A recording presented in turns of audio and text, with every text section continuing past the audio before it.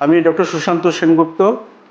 আমি medical specialist এবং এখানে মেডিকেল সুপারিনটেন্ডেন্ট অনারারি বেহালা বালানন্দ ব্রহ্মচারী হসপিটালে। আমি আজকে সাধারণ জনসাধারণের জন্য এই এপ্রিল মে মাসে আবহাওয়ার পরিবর্তনের জন্য প্রতি বছর আমরা কিছু কিছু রোগের প্রাদুর্ভাব দেখে আসি প্রতি বছরই।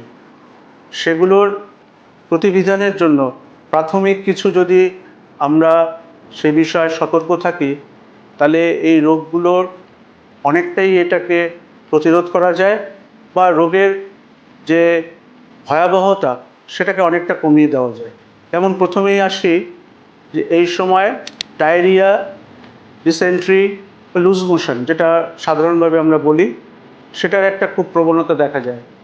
সেই জন্য কতগুলো জিনিস যেমন মেনে চলতে হবে, যেহেতু আমাদের এই অঞ্চলটা আবহাওয়াটা হিউমিড, সোয়েটিং খুব বেশি হয়। আমাদের জল খুব করে খেতে হবে, ওআরএসের জল খেতে হবে, এমনি প্লেন জল খুব ওয়াটার খুব করে ইনটেক করতে হবে, যাতে শরীরে ডিহাইড্রেশন বা জলের কোনো কমতি না হয়। আর একটা কথা এই সময় বলি যে লুজ মোশন যদি বাড়িতে কখনো হয়, প্রথম এবং সবচেয়ে জরুরি যেটাকে আপনারা ওষুধ বলুন বা যাই কিছু বলুন, সেটা হচ্ছে ওআরএসের জল এবং প্লেন জল। সবসময় কিন্তু অ্যান্টিবায়োটিক লাগে না।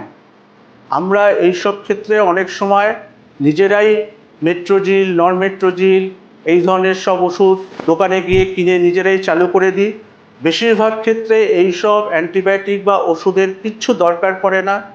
একমাত্র শরীরকে যদি ঠিকমতো করে জল দিয়ে যাওয়া যায়, যদি আমার ইউরিন যদি ঠিকমতো করে হতে থাকে, তাহলে বুঝবেন যে বেশিরভাগ এই ধরনের লুজ মোশন আস্তে আস্তে 1-2 দিনের মধ্যে নিজের থেকেই কমে যায়। আর এই সময় কিছু সহজপাচ্য খাবারটা খেতে হয়।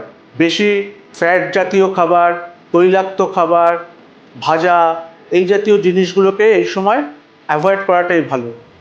এমনি মাছ, মাংস, ডিম, সবজি এগুলো যথার্থ পরিমাণে নেবেন, কিন্তু রান্নাটা একটু সহজপাচ্য করবেন।